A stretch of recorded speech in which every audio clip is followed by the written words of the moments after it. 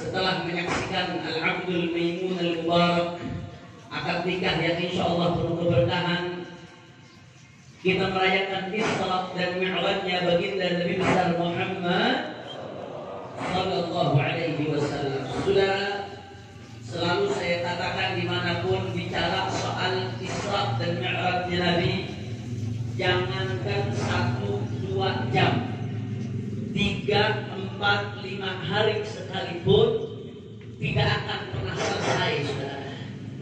Saking banyaknya riwayat, saking banyaknya hikayat, saking banyaknya masyahid wa ibar wa durusun wa suwar, pelajaran, hikmah, hukum, pemandangan yang disaksikan oleh baginda Nabi besar Muhammad Sallallahu Alaihi Wasallam. Makanya kalau kita membahas tentang Isra Mi'raj Nabi, panjang nggak selesai, saudara.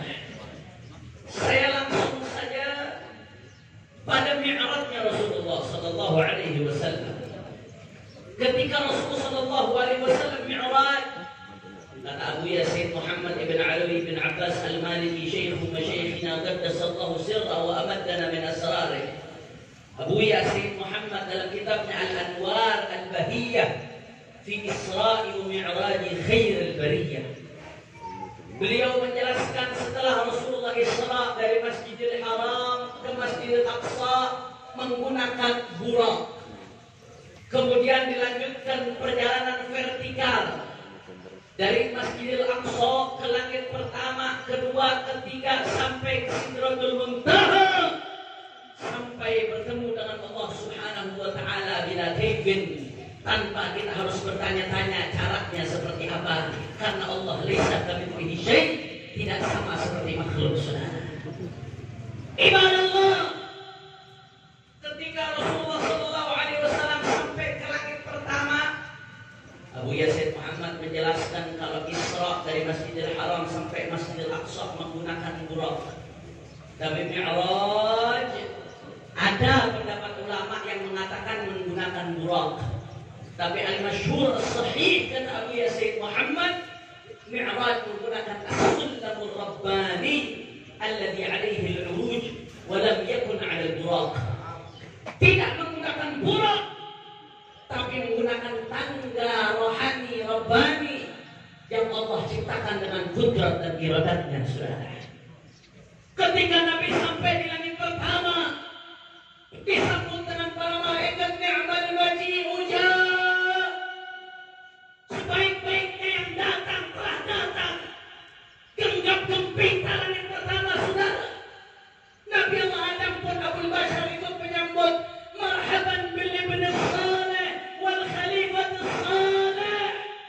Selamat datang wahai anakku yang saleh dan penerusku yang saleh, baginda Nabi besar Muhammad Sallallahu Alaihi Wasallam. Singkat cerita, saudara, di langit pertama Nabi lihat ke kanan, Nabi lihat ke kiri. Setiap Nabi lihat ke kanan dalam riwayat yang sahih, Nabi melihat ada ruh thayyibah, ruh yang harum wangi terang benderang semerbak, saudara. Setiap Nabi nengok ke kiri, ada ruh yang penuh kegelapan, bau busuk luar biasa, saudara. Ternyata yang di kanan adalah umatnya yang di surga, yang di kiri adalah umatnya yang di neraka.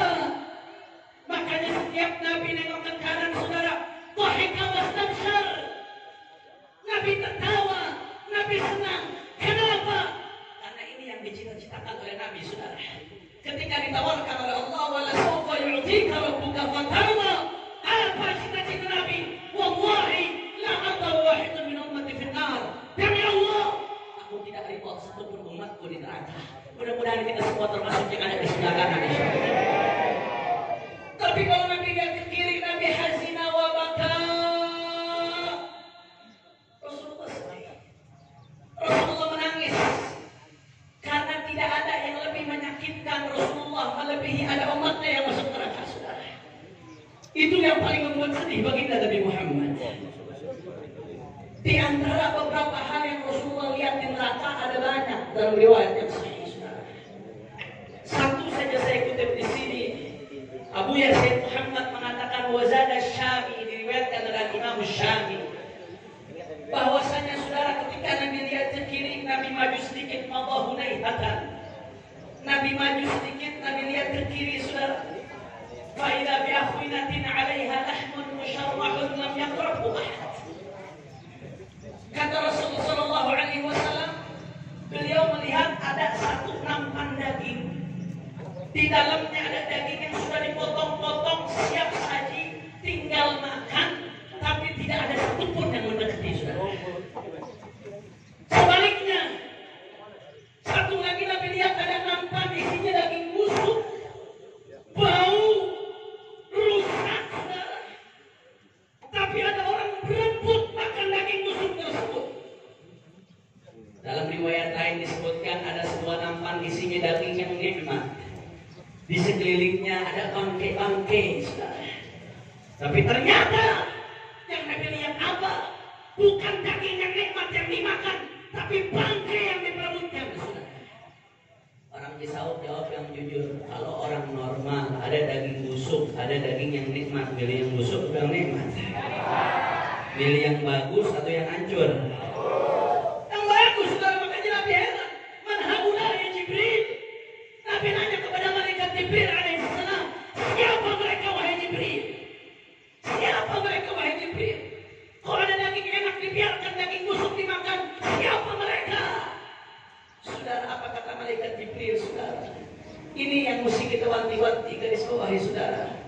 Haula min ummatika yatrukuna al-halal wa ya'tuna al-haram. Ya Allah, apa kata malaikat Jibril, saudara? Haula min ummatika, mereka umatku ya Rasulullah. Allahumma shalli ala Muhammad. Allahumma shalli ala Muhammad. Mereka umatku ya Rasulullah. Tapi mereka Allah berikan yang halal ditinggalkan. Yang halal ditinggalkan, yang haram justru diambil, saudara. Jawab yang model begini banyak apa kagak? Orang kompak jawab banyak apa kagak? Berita orang Cisauk dalam lemas banget nih. Masih semangat apa kagak nih? Ini udah jam 11 lewat ini. Masih semangat apa kagak? Orang kompak masih semangat apa kagak? Siap ngaji? Siap menuntut ilmu? Coba Cisauk semangatnya saya mau dengar semua. Takbir! Takbir! Takbir! Sallu ala Nabi. Allahumma salli wa sallim wa barik alaihi wa ala alihi. Saudara, kata malaikat Jibril, mereka ya Rasulullah sekelompok dari umatku, min litabi'id min ummatika, sekelompok dari umatmu. Mereka yatrukunal halal wa ya'tunal haram. Allah udah kasih yang halal, tapi yang halal malah ditinggalkan, yang haram diambil, saudara. Contohnya mana banyak contohnya. Saya tanya, jawab yang sederhana. Saya kasih contoh sederhana, jawab yang kompak. Jawab yang kompak. Nikah halal apa haram? Nikah halal apa haram? Kalau nikah lagi, aku takut banget loh. Udah kayak Habib berani aja. Halal, nikah halal, thayyiban mubarakan, nikah. Kalau nikah lagi masih bisa halal, bisa haram, tergantung orangnya. Hukumnya ada qaid. Kalau bisa adil halal. Kalau nggak adil nantinya ayyumal qiyamah syiqquhu ma'ir. Na'udzubillah min dzalik, kata Allah Subhanahu wa ta'ala, Nabi sallallahu alaihi wasallam. Halal hukum nikah, tapi jawab yang kompak. Pacaran halal atau haram? Orang keras halal atau haram? Tapi zaman sekarang buktinya banyak nggak yang lebih mirip pacaran daripada nikah? Banyak apa kagak? Udah gitu pakai modus lagi, saudara. Ini kadang-kadang saya pegal nih, udah gitu anak majelis lagi. Nah, kebiadaban dibalut dengan kesolehan. Manggilnya pakai akhi ukhti. Assalamualaikum ukhti. Timbok WA, waalaikumsalam akhi. Ukhtinya nanya, akhi lagi ngapain? Lagi tahajud ukhtinya. Tahajud kalau pesen ceweknya. Doraemon. Hati-hati, saudara. Ini termasuk limbab yang ya'tunal haram wa ya'tunal halal. Yang halal dia tinggalkan, yang haram dia ambil. pacarannya manggil abi umi, gue paling enak. Pacaran manggil abi umi, begitu putus jadi janda. Masya Allah, na'udzubillah min. Makanya jaga, hati-hati anak-anak kita saudara, jaga. Zaman sekarang ini zaman handphone, zaman setan saudara. Bapaknya di masjid, kita nggak tahu anaknya ngapain di kamarnya. Hati-hati saudara. Bahkan yang sudah nikah pun berapa banyak Allah sudah kasih istri halalan, thayyiban, mubarakan, masih lihat yang haram. Sebaliknya yang perempuan pun demikian, Allah udah kasih suami saudara, masih demen tuh ngeladenin pesan-pesan yang gak jelas dari orang-orang yang gak bertanggung jawab. Hati-hati ibadah Allah. Jangan-jangan termasuk yang dikatakan oleh Nabi, ya'tunal haram wa yatrukuna al-halal, meninggalkan yang halal dan mengambil yang haram. Na'udzubillah min. Kira-kira sampai sini jelas atau tidak?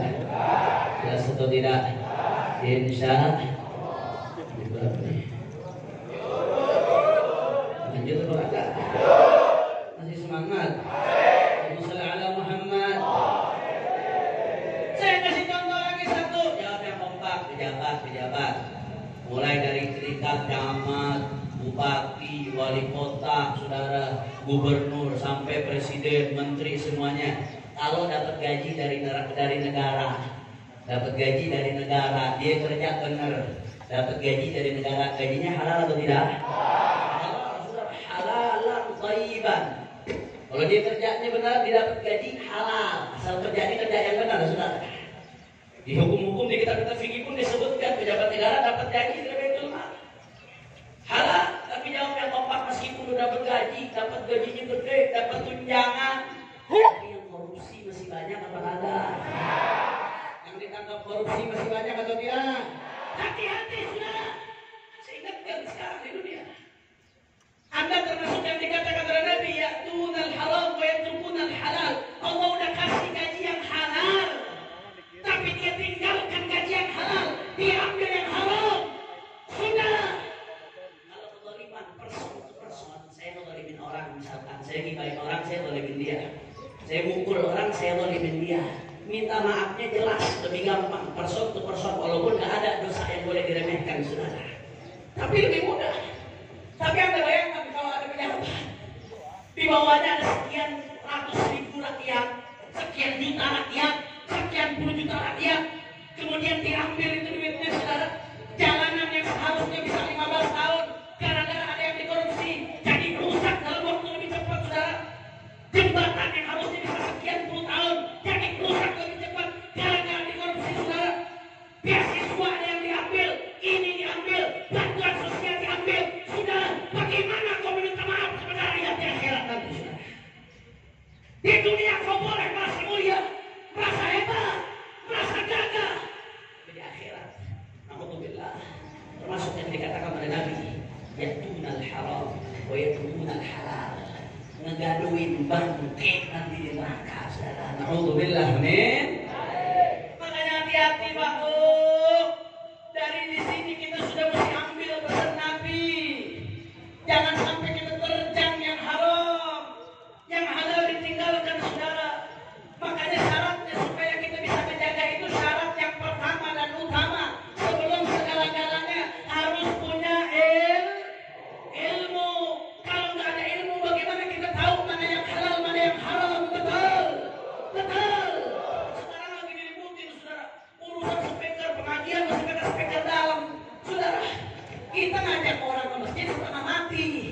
Betul. Kadang-kadang sengaja dibikin pengajian ada speaker luar supaya ibu-ibu di rumah dengar. Betul. Bapak-bapak di rumah dengar. Betul. Ini supaya mengurangi kebodohan di tengah umat Nabi Muhammad. Jangan dipersempit ruangnya. Kenapa urusan speaker begitu repot? Urusan dangdutan lu diam-diam baik. Betul. Hati-hati, saudara.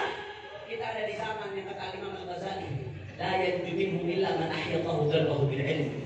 Tidak akan selamat kecuali orang yang Allah hidupkan hatinya dengan ilmu, saudara. Bukan sekedar suratul ilm. Kalau sekedar surahnya ilmu, materinya ilmu, orang orientalis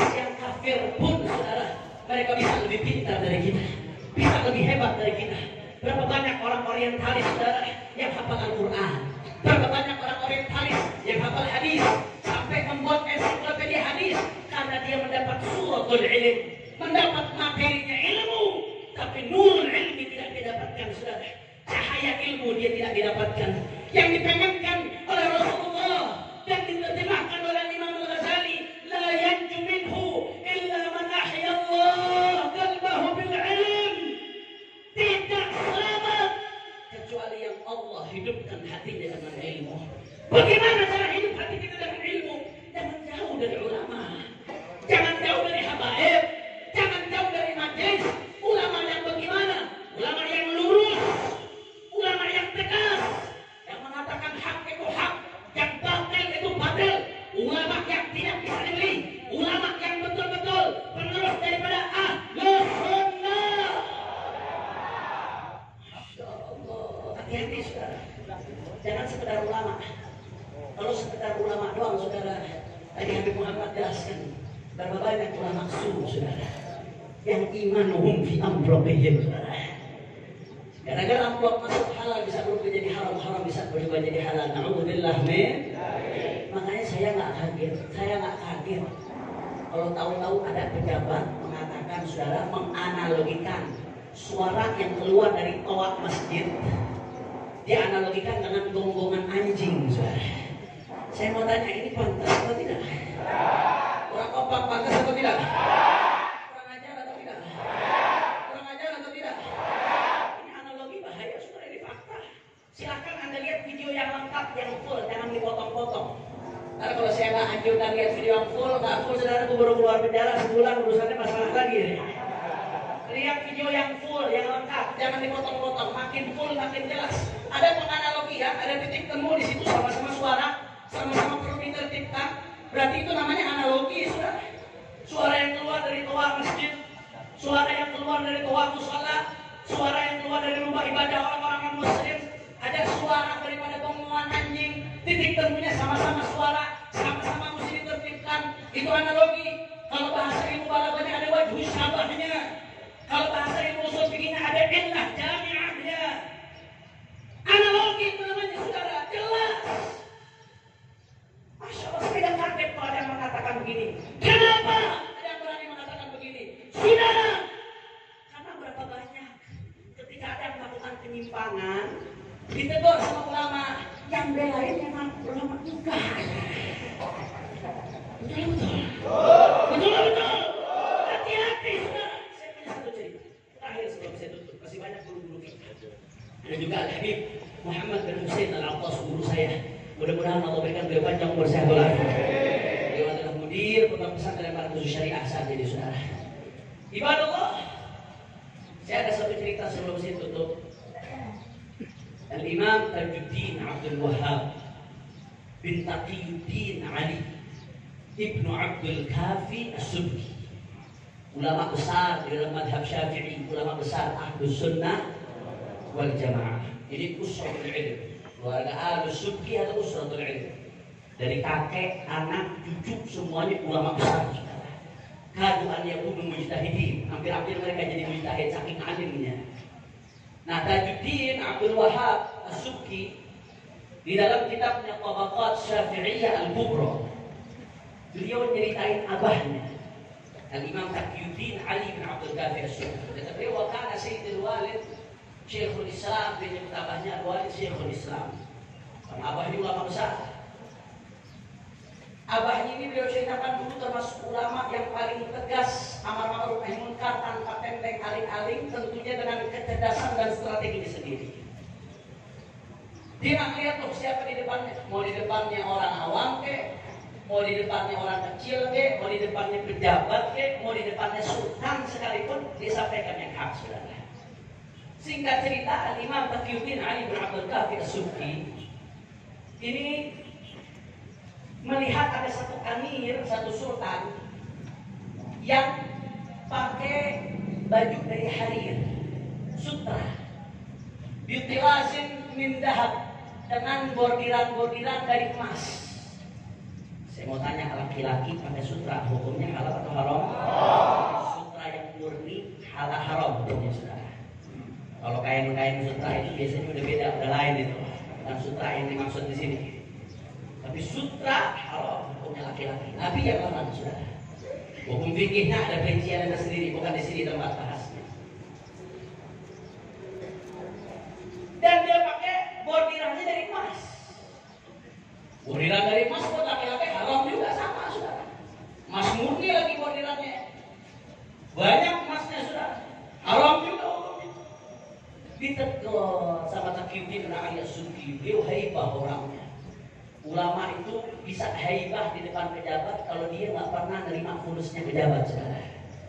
Tapi begitu dia jadi minta-minta sama pejabat, langsung runtuh di bawah di depan pejabat, saudara. Makanya ulama dengan umarok bisa bersinergi dengan syarat tidak ada unsur komersial, tidak ada kepentingan pribadi. Itu bisa sinergi ulama dengan umarok. Tapi kalau masing-masing ada kepentingan pribadi, maka akan sinerginya cuma sekedar kepentingannya aja masing-masing. Habis itu dia lepas, saudara. Ibadah Allah. Singkat cerita ini ditegur sama Imam Subki. Ditegur, wahai Amir, itu pakai pakaian apa namanya sutra, hukumnya haram. Buat apa kau pakai? Kan lebih ada kain suf yang lebih indah dari itu ada. Kau juga pakai ukiran-ukiran, pakai bordiran dari emas. Buat apa kau pakai? Kan lebih ada bordiran yang lebih indah dari itu. Indah bahasanya juga sopan. Buat apa kau pakai sutra kemudian kau pakai emas? Padahal ada yang lebih indah. Dan ini akan nyusahin engkau nanti di akhirat. Kau bisa masuk neraka gara-gara ini. Jangan kau pakai. Saudara, ini sultan, ini amir mendengar dengan penuh ta'zim, dengan penuh hormat. Naam wahai Imam Subki, sami'na wa ata'na. Saya dengar, saya taat, saya patuh. Dibuka itu pakaian sutranya, saudara.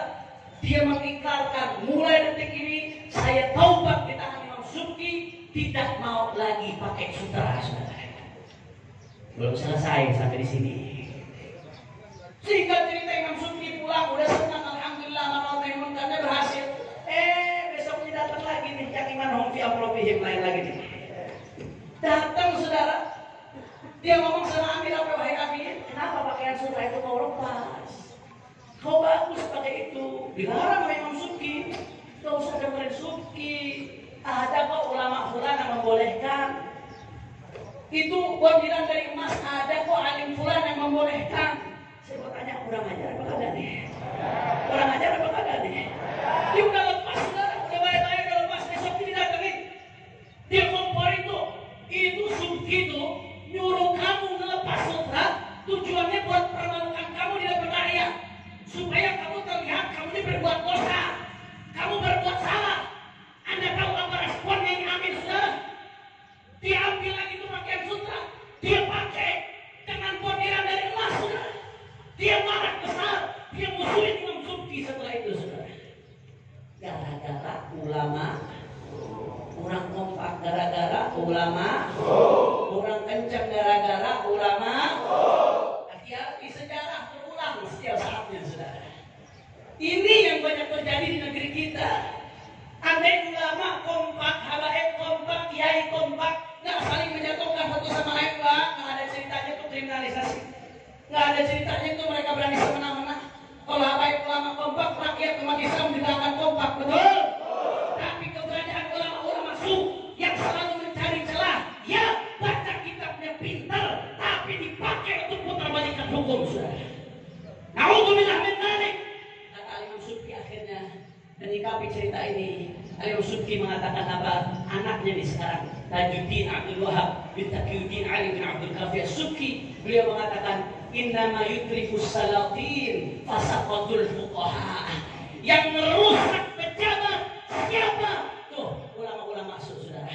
Sebenarnya pejabat bisa diperbaiki, bisa diluruskan, tapi yang bikin rusak siapa? Tuh, para ulama masuk, saudara. Makanya Imam Subki sudah mengatakan, hum asyaddu ala nas min alfi syaitan. Kama anna al-alim salih atau al-faqih salih anfa'u lin-nas min alfi abid, khairun min alfi abid. Atau kama qala. Kata Imam Subki, itu ulama masuk lebih bahaya buat umat ketimbang 1000 setan, saudara. Mendingan 1000 setan daripada 1 ulama sukses. Sebaliknya, sebagaimana ulama yang saleh, ulama yang baik, ulama yang lurus, itu lebih baik daripada 1000 ahli ibadah. Makanya ibadah Allah itu hidup di zaman saudara. Kita nggak bisa bedain halal yang halal dan haram kecuali kalau kita duduk di majelis ilmu, dekat dengan para ulama, dekat dengan para habaib yang lurus, yang istiqamah, yang ahlus sunnah wal jamaah. Kira-kira sampai sini jelas atau tidak? Jelas atau tidak? Siap ikut ulama yang istiqamah, siap untuk hadir majelis taklim, siap untuk belajar halal dan haram, siap untuk mengambil warisannya Rasulullah. Takbir, takbir, takbir. Kepada saudara dari tempat yang mulia ini, kami menyerukan kepada Menteri Agama Bapak Yakut Khalil Quamas untuk bertaubat kepada Allah Subhanahu wa taala, saudara. Enggak usah cari pembelaan, enggak usah cari pembenaran. Kami kesian dengan Anda. Anda disarankan, kami minta Anda untuk bertaubat kepada Allah Subhanahu wa taala. Buat permohonan maaf terbuka terhadap umat Islam, saudara. Saya mau tanya di sini, umat Islam yang ada di sini dengar pernyataan dia yang full, yang utuh, tersinggung atau tidak? Kurang keras, tersinggung atau tidak? Sakit hati atau tidak? Buat permohonan maaf terbuka. Jangan cari pembenaran, jangan cari kebenaran diri sendiri, sudah. Dan bertanggungjawabkan apa yang Anda perbuat secara hukum, saudara. Umat Islam nggak suka ribut, saudara, betul? Umat Islam nggak suka rusuh, saudara, betul? Umat Islam cinta damai, betul? Umat Islam cinta NKRI, betul? Tapi kami umat Islam sadar betul, ketika kami mati, yang pertama ditanya setelah man rabbuka, man nabiyuka adalah madinuka, apa agamamu, saudara? Kalau kau diam, agamamu dihina, katamu ya hamka, ganti bajumu dengan kain kafan, saudara. Demi Allah, kami tidak akan mundur untuk jaga NKRI, jaga Indonesia, jaga Pancasila, untuk jaga Islam. Kaki jadi kepala, kepala jadi kaki, mati bersifat darah, tidak boleh mundur untuk membela agama, saudara. Takbir, takbir, takbir. Saya umat Islam siap bersatu, benar-benar siap bersatu, siap rapatkan barisan, siap bela Allah, siap bela Nabi, siap jaga NKRI, siap jaga Pancasila, siap jaga Indonesia. Semua angkat tangannya, takbir, takbir, takbir. Sallu ala Nabi. Oh, sallu alaihi. Lalu takbir paling kencang, begitu kita ditangkap kabur duluan. Masya Allah, mudah-mudahan lama-lama kita dijaga oleh Allah Subhanahu wa taala. Santri-santri siapapun yang menyampaikan kebenaran, mudah-mudahan dijaga dan dilindungi oleh Allah Subhanahu wa taala. Makanya saya ini baru sebulan setengah yang lalu baru lulus dari pesantren. Pesantren Bareskrim Mabes Polri. Hampir setahun saya duduk di dalam sana, hampir setahun, karena saya divonis setahun. Anda semua sudah tahu masalahnya, masalah soal baik-baik saja.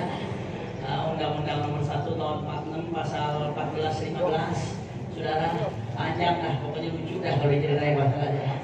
Terus saya nggak mau ceritain lagi, lebih banyak yang cerita Nabi Muhammad udah sering bahas itu. Saudara, intinya ibadah Allah hampir setahun saya di dalam bersama beliau, menemani beliau, Sobri sekamar juga 8 bulan Sobri di dalam. Kemudian beliau keluar, saya lanjut di dalam hampir 1 tahun saya menemani beliau, saudara, di dalam. Makanya ketika keluar, saya antara senang dengan sedih.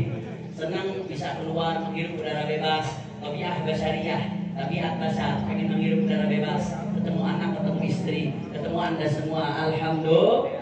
Tapi di sisi lain saya sedih karena saya harus meninggalkan separuh jiwa saya di dalam, saudara. Beliau seringkali menyebut-nyebut Sayyidil Walid Habib Ali bin Abdul Qadir bin Sahil. Beliau seringkali mengungkapkan kepada saya kerinduannya kepada Habib Ali bin Abdul Qadir bin Sahil. Beliau sangat ta'zim, sangat hormat. Mudah-mudahan Habib Ali bin Abdul Qadir bin Sahil Allah kasih panjang umur sampai dan para habaib kita juga Allah kasih panjang umur sampai akhir. Dan kita doakan mudah-mudahan beliau bisa segera keluar insyaallah bi khairin wa lutfin wa afiyah, bi khairin wa lutfin wa afiyah, dimenangkan perjuangannya. Amin ya rabbal. Jadi saya mau tanya, ini rakyat Indonesia yang hadir, rakyat Indonesia kan nih? Bukan rakyat Wakanda kan, bukan? Rakyat Indonesia yang hadir ya. Saya mau tanya nih, pendapat rakyat Indonesia, suara rakyat, beliau di penjara pantas atau tidak? Suara rakyat pantas atau tidak? Di penjara layak atau tidak? Beliau dibui layak atau tidak? Beliau penjahat atau pahlawan? Penjahat atau pahlawan? Terhadap Indonesia berdosa atau berjasa? Berdosa atau berjasa? Berdosa atau berjasa? Kalau berjasa berarti layak ditangkap atau tidak? Layak ditahan atau tidak?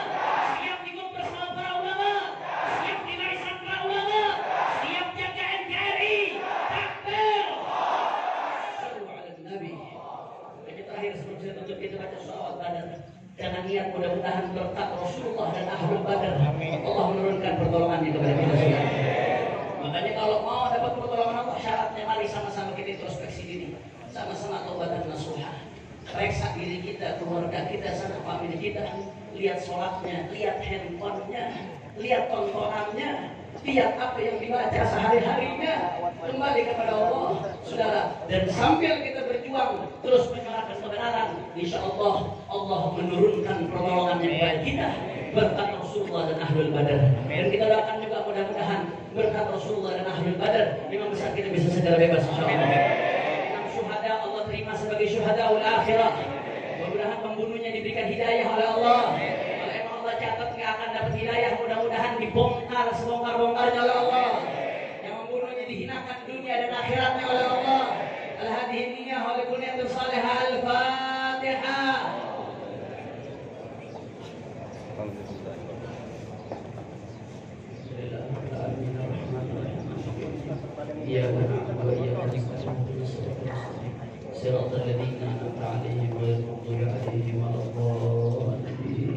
Sama-sama kita baca sholat Badar semua. Hadroh ikut tapi bikin vokal, jangan ikut biar jamaah aja bikin vokal. Setuju?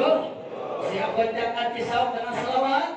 Allahumma sholli ala Muhammad. Semuanya salatullah salamullah.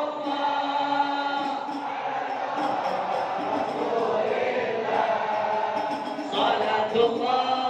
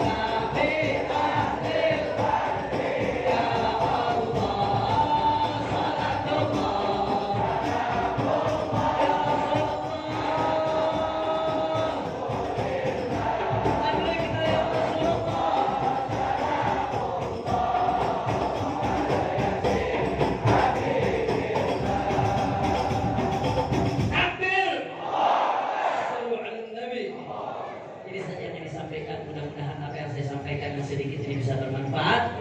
Mohon maaf kalau ada salah-salah kata. Hadani Allah wa iyyakum ila shiratal mustaqim. Subhanakallahumma wa bihamdika asyhadu an la ilaha illa anta